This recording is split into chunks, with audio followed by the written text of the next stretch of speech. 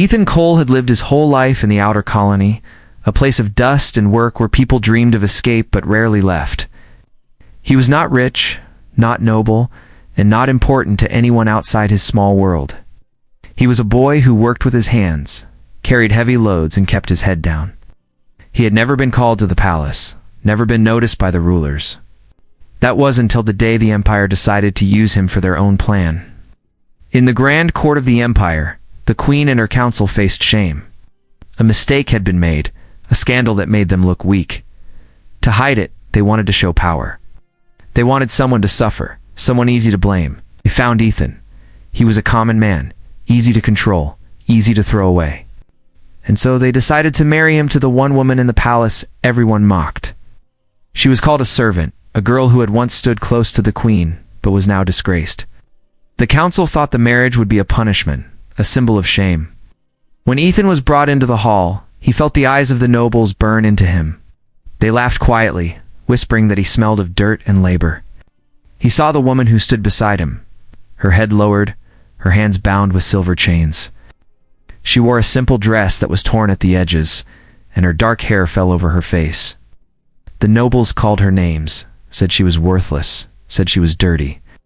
Ethan looked at her and saw sadness, but he also saw fire hiding deep in her eyes. The Queen spoke the words of marriage without care. It was not a union of love, but a tool of control. The hall filled with laughter when Ethan placed the ring on the servant's hand. To the court, it was a joke. To Ethan, it was confusing and heavy. He did not know why this was happening, only that he was caught in a game he did not understand. After the ceremony, they were taken to a small chamber far from the golden rooms of the palace.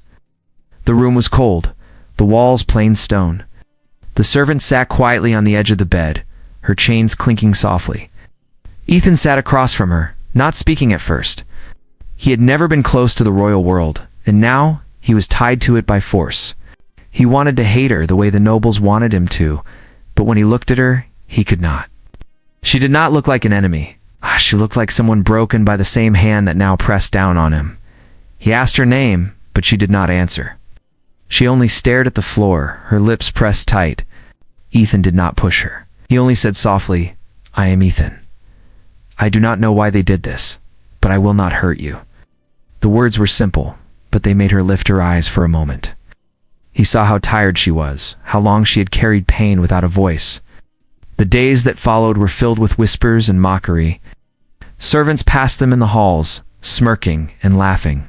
Nobles made jokes in the court, calling Ethan a fool, calling his wife a curse.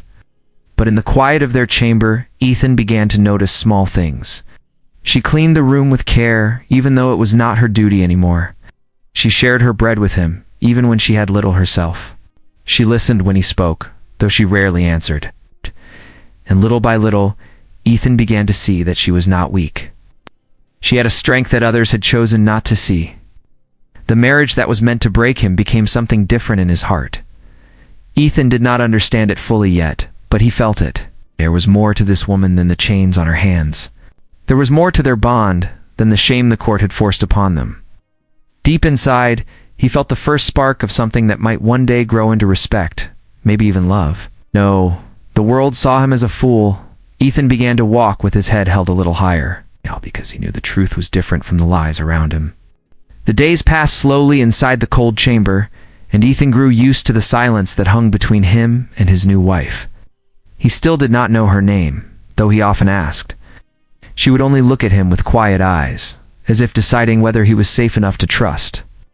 The court still mocked them every time they walked through the halls. Servants smirked, nobles whispered, and guards laughed openly. To them, this marriage was nothing but a cruel joke. Ethan did not fight back against their words, but inside he promised himself that he would not let their cruelty break him. One evening, while the moonlight touched the stone walls, Ethan saw her sitting by the window. Her chains clinked as she moved her hands across the wooden ledge. He noticed she was tracing shapes in the dust, small lines that looked like letters. Slowly, he stepped closer and asked, "You can write?" She stopped and froze, her hand curling to hide what she had written. But Ethan smiled gently and said, "It is all right. You do not need to hide from me." For the first time, she whispered a single word. It was her name. "Lily," she said softly, almost like a secret she was afraid to give away. Ethan repeated the name, careful with the sound of it. Lily, it felt like a small light had been lit in the dark room. From that night forward, she began to speak little by little. Her voice was quiet, but every word carried weight. She told Ethan pieces of her past. She had once served close to the Queen, trusted to handle letters, codes, and messages of great importance. She had been loyal, but envy and lies from the nobles had destroyed her place. They had called her disloyal. They had stripped her of her role. They had forced chains on her hands to mark her as a servant of shame. Ethan listened carefully, his heart heavy with anger at the injustice she had faced. Though she had been broken down by the court, Ethan could see she had not lost her mind or her spirit. She remembered things that others ignored. She spoke of the movements of soldiers, of the way messages were hidden in plain sight, and of secrets whispered behind closed doors. She carried knowledge that could change the fate of the empire, but no one cared to hear her voice. To the court, she was worthless. To Ethan, she was something far greater than anyone else could see. One day, Ethan and Lily were called before the court again. Nobles filled the hall, their golden robes shining under the high windows. The Queen sat upon her throne, distant and stern. The council wanted to humiliate them once more. They asked Ethan foolish questions about his loyalty and his work in the colonies, laughing at his simple answers. They turned to Lily and demanded that she speak, expecting her to stumble in fear. But Lily raised her head and answered with calm strength. Her words were sharp, her knowledge clear, and for a brief moment, silence fell over the hall. The nobles had not expected her to sound so strong. Quickly, they covered their shock with laughter, but Ethan saw the Queen watching more closely than before. That night, Ethan told Lily that she had been brave. She looked at him, her eyes softening, and for the first time she allowed herself to smile. It was small, but it was real. Ethan felt warmth in his chest at the sight of it. He realized that the council had tried to bury her, but they had only hidden a fire that was still burning. He wanted to protect that fire, to help it grow, even if the whole empire stood against them. In the weeks that followed, Ethan and Lily began to walk together through the palace grounds. Though the whispers did not stop, Ethan noticed that the servants who once mocked them now watched more carefully. Some even bowed slightly to Lily, as if sensing there was more to her than chains.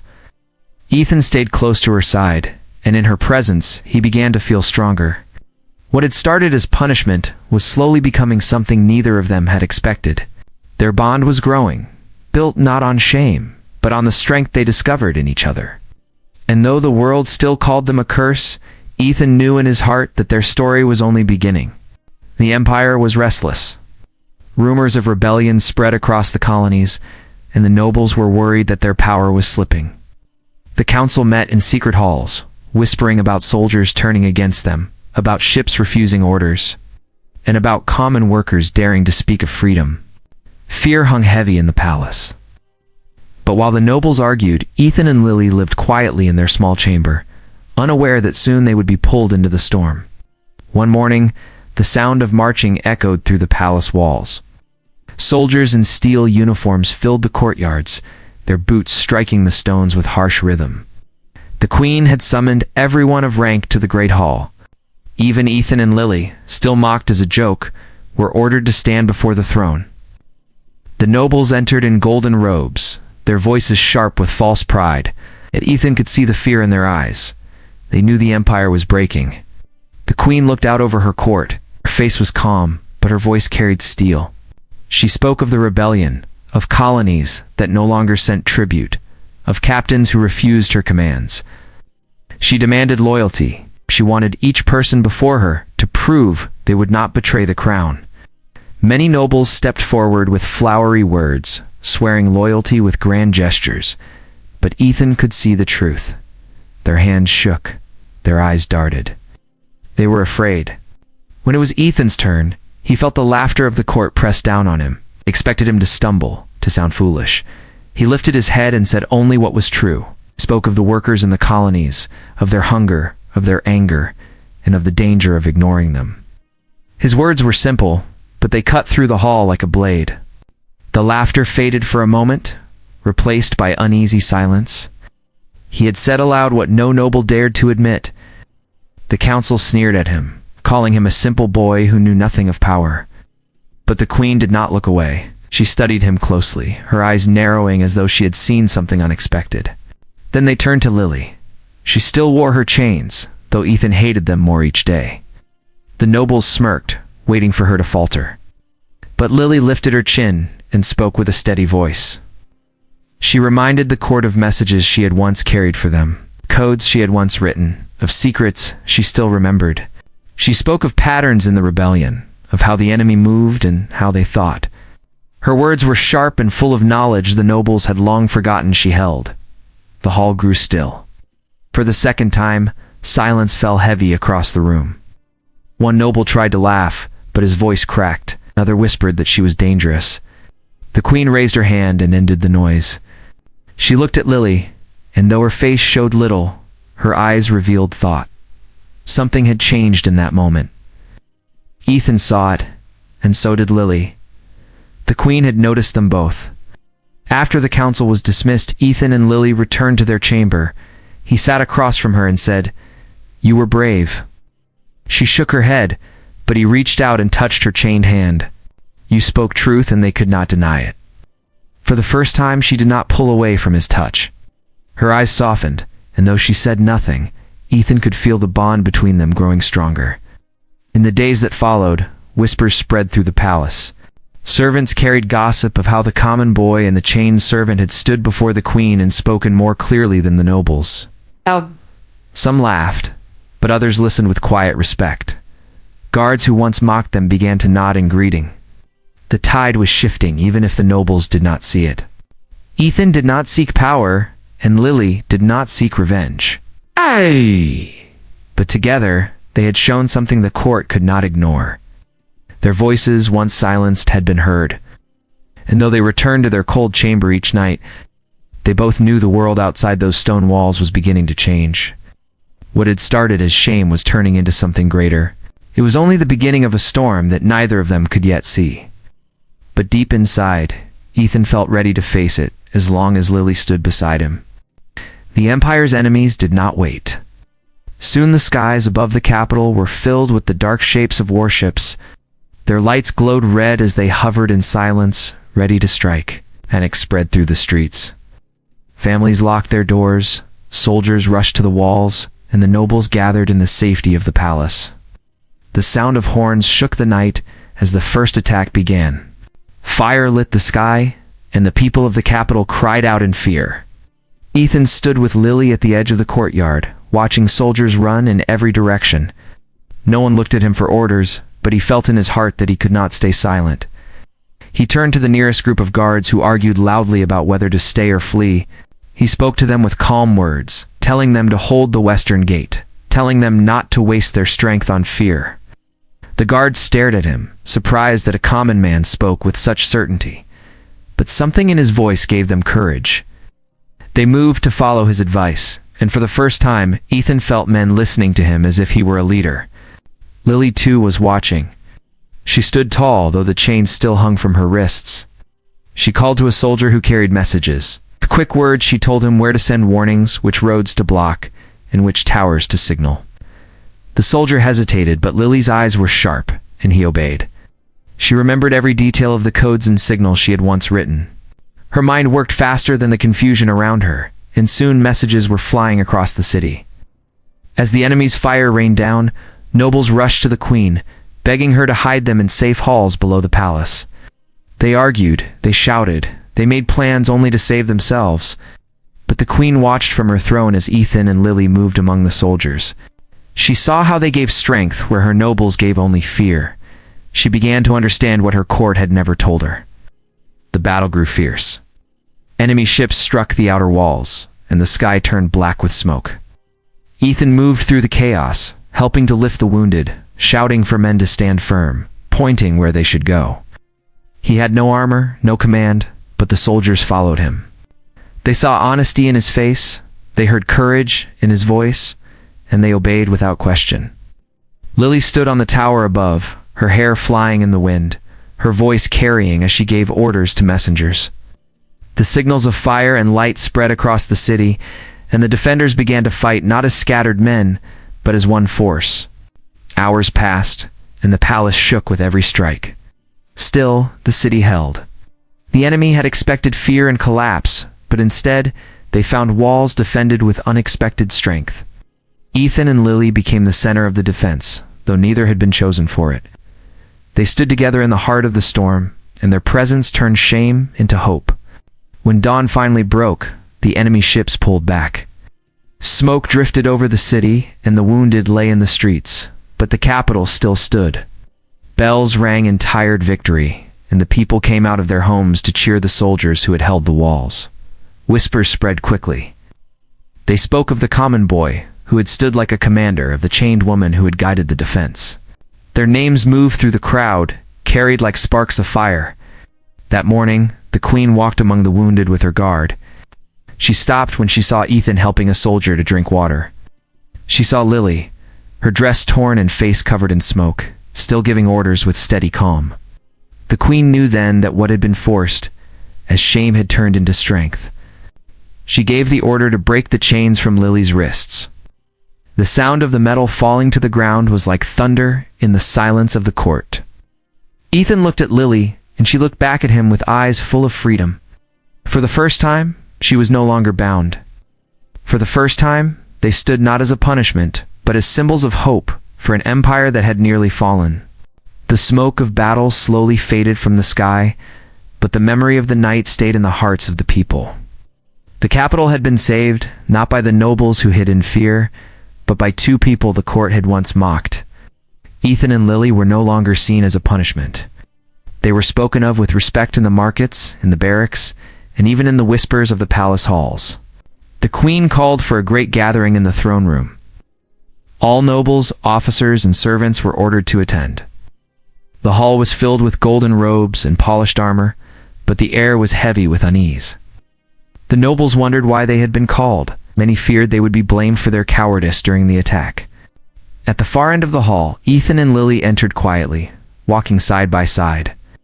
Ethan wore simple clothes, his hands rough from work, while Lily walked freely for the first time, without chains on her wrists. She carried herself with quiet grace, her eyes steady as she faced the room that had once laughed at her. The queen rose from her throne. Her voice echoed across the marble walls as she spoke of the battle, of the fear that had nearly broken the city, and of the courage that had saved it. She did not name the lords or the generals. Instead, she called Ethan and Lily forward. The crowd murmured, shocked that these two stood in the place of honor. Ethan bowed his head, unsure, but Lily lifted her chin with calm pride. The queen told the court how Ethan had stood among soldiers with no rank, giving strength when others fled. She told them how Lily had guided the defense with her knowledge, turning chaos into order. She declared that their names would be remembered not as shame, but as symbols of hope. The hall, filled with those who once mocked them, now fell silent. No one dared to laugh. Some even lowered their eyes in respect. When the queen finished, she placed a silver band on Lily's wrist, not as a chain, but as a mark of honor. She gave Ethan a cloak of deep blue, the color worn by trusted leaders. The nobles bowed, and though some did so unwillingly, they could not deny what had been proven. Ethan and Lily had changed the story written for them. After the ceremony, the people gathered in the streets to see them. Children ran forward with flowers, women sang songs, and men shouted their names with pride. Ethan felt strange in the middle of the cheering crowd, but when he looked at Lily beside him, he smiled. She smiled back, not the small hidden smile she once gave in the chamber, but a smile of freedom, of strength, and of shared victory. Together they stood not as a curse, but as a light for all who had once been forgotten. In the days that followed, their bond grew stronger. Ethan still spoke with simple words, but soldiers listened to him as though he were born to lead. Lily still walked with quiet steps, but her presence carried weight wherever she went. The palace that had once used them as tools now relied on them. They did not seek power, yet power found them because of their courage and truth. One evening, as the sun set behind the towers, Ethan and Lily walked through the garden. The air was soft, and the sound of the city's bells drifted on the wind. Ethan looked at her and said, "They thought this marriage was meant to break us." Lily turned to him, her eyes bright, and answered, "But it made us stronger." They stood together in silence for a moment, holding the truth between them. Ethan reached for her hand, no longer bound by chains, but free and warm in his own. Around them, the garden glowed with the colors of twilight. Beyond the walls, the people spoke their names with honor, and in the palace, even the queen herself trusted them above the proudest nobles. Ethan smiled, not with shame, but with pride. Beside him, Lily smiled too. What began as a cruel punishment had become the greatest gift. They had found not only respect and honor, but also love that no power in the empire could ever take away.